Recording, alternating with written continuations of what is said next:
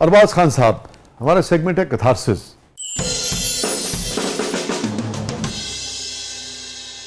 Any regret Arbaaz in life? Sir regret ये है कि मैं जब फिल्म इंडस्ट्री में आया तो मेरा तो अपना, मेरे वालिद ही खुद मेरे गॉडफादर थे और उस वक्त मुझे इतनी समहाउ नॉलेज नहीं थी कि यार अभी मैं आ गया हूँ और मेरी एक पहली फिल्म इतनी सुपर डुपर हिट हो गई है, अब मुझे थोड़ा सा रिफ्रेन करना चाहिए, मुझे वही फिल्म्स करनी चाहिए कि यार जिसमें मैं सोलो हूँ, एम्फेसिस मेरे पे ही हो। ठीक है। तो कट टू एक फिल्म मुझे ऑफर हुई, बाजीगर, इकबाल कश्मीरी जिसका जिक्र हुआ अभी। जी हाँ, डायरेक्टर थे एजाज दुरानी साहब, उसके प्रोड्यूसर थे और बाबर अली इस वक्त बूम पे था, उसका डबल रोल था और फिल्म शूट होनी थी टर्की में। अब बाजीगर टाइटल बाबर का था और उस वक्त मुझे काफ़ी लोगों ने, मुझे दोस्तों ने, मेरे कुछ सीनियर्स ने मुझे मना किया कि यार आपको ये फिल्म नहीं करनी चाहिए, आप रिफ्रेन करें, अभी आप ठहर जाएं, आपको सोलो फिल्म ऑफर होंगी। बस मैंने कहा नहीं यार, ये ऐसे मुझे शायद खाइफ हैं, जेलस होते हैं। मैंने कहा मैं करूँगा, अगर बाबर अली ठीक है, इस वक्त वो है, सुपरस्टार है, तो कोई नहीं, मज़ा आएगा काम करने का। लेकिन सर उसके बरक्स हुआ और हमारे एक अलमिया ये था कि कभी भी जो आपको ना हकीकत नहीं बताया करते थे कि रोल क्या है, स्टोरी क्या है, नहीं क्या बात है, ताड़ा हो जाए रोल है, तुसी याद करोगे जिंदगी तुसी कभी हो जाए रोल नहीं किया। और वही हुआ कि वो रोल कुछ भी नहीं था, वो बिल्कुल एक सेकेंडरी कैरेक्टर था और बाबर अली डबल पेयर में था, टाइटल भी उसका था, सॉन्ग भी उसके अच्छे थे, वाइंड अप भी उसके पास था, मेरे सिर्फ 2 गाने थे, 2-4 सीन थे। तो मुझे लगता है कि वो जो घूंघट के बाद जो एक ऑरा मेरा बना था, वो बाजीगर फिल्म के बाद ना बिल्कुल कोलैप्स कर गया। अच्छा, तो वो स्ट्रेटेजिक आपको लगता है कि गलती हुई है? मेरी गलती थी, मुझे वो फिल्म नहीं करनी चाहिए थी, मुझे अपने आप को रोकना चाहिए था, रिफ्रेन करना चाहिए था, अच्छे प्रोडक्शंस का मुझे इंतजार करना चाहिए था। तो शायद मैं उर्दू फिल्म्स में एक और मुझे याद है, मैंने घूंघट चुके स्क्रीन पे देखी थी, बहुत अच्छे लगते, यंग थे, बहुत ही मतलब उसके बाद फिर वो लोग एक्सपेक्ट कर रहे थे कि यार ये गाना वाना हिट हो गया था, इतना चलता था, कुछ अच्छे कैरेक्टर्स में आए। फिर एक और फिल्म मेरी थी दुपट्टा जल रहा, उस पर मेरा बहुत ज्यादा एक उस पे एक उम्मीदें थी, वो गाना तो हिट हुआ लेकिन फिल्म इतनी नहीं चली।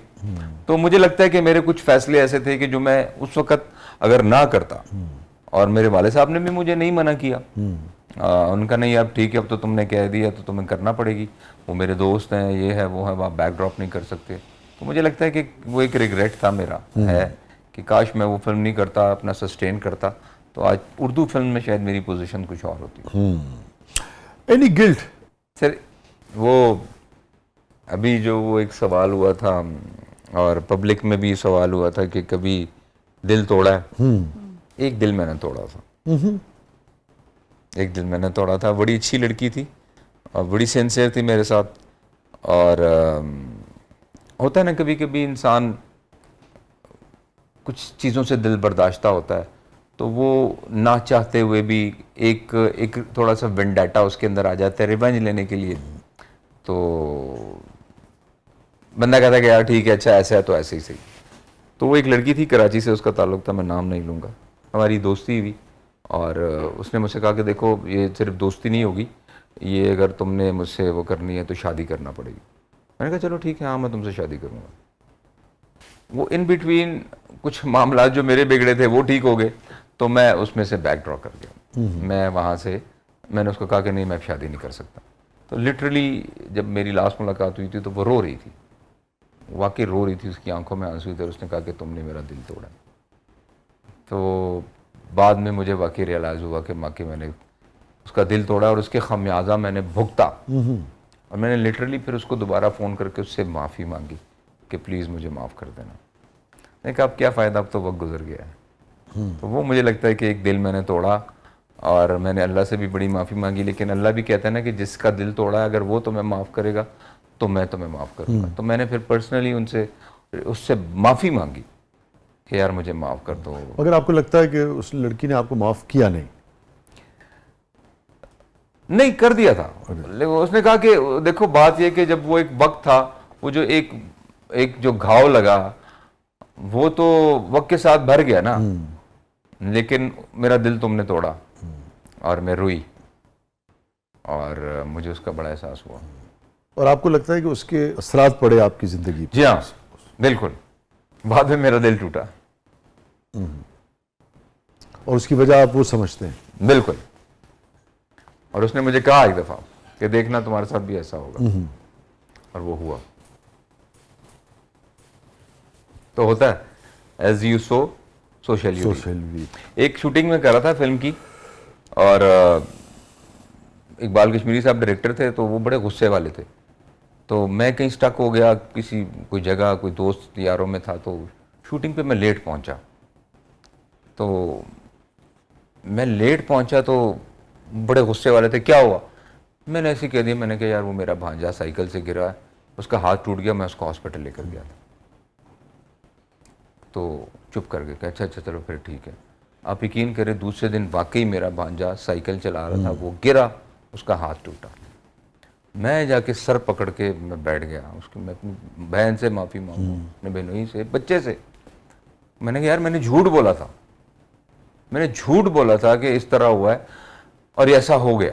और ऐसा सर और भी मैंने कुछ सुने वाकयात, जब आप बच्चों की रेफरेंस से कोई बात करते हैं, कसम खाते हैं या उनका इस तरह के बहाने करते हैं ना, तो वो उनके साथ हो जाता है।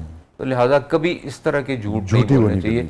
जो वक्ती तौर पे एक तलखी होनी होती है वो हो जाती है, आप सच बोलें, फेस करें उसे, सच बोलें। ये मेरा जिंदगी का एक अटमोस्ट अखज किया हुआ एक नतीजा है कि आप किसी भी मोड़ पर होना, कैसे भी हो, झूठ ना बोले, सच बोले। वक्ती तौर पर आपको परेशानी होगी, लेकिन इन द लॉन्ग रन जो है ना, आप बहुत सेटिस्फाइड रहेंगे, दिल बस जमीर हल्का रहेगा। दुरुस्त करें, दुरुस्त करें।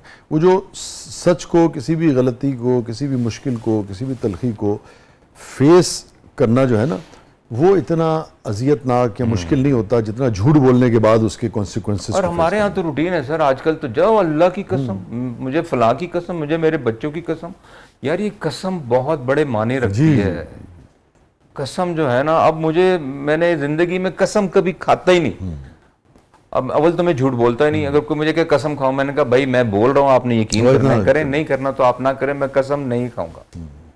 तो स्पिरिचुअलिटी पे आपका यकीन है? स्पिरिचुअलिटी सर बिल्कुल। अरे वो तो आपका अपना तजुर्बा भी सर, है, मुझे जब लाइफ में तो देखे ना, अप एंड डाउन तो है, और इंसान सीखता ही बुरे वक्त से है। और बुरा वक्त अल्लाह ताला इसलिए लेके आता है कि इंसान क्या करता है। और मुझे लगता है कि मेरे बुरे वक्त ने मुझे मेरे खुदा के और करीब कर दिया। अच्छा।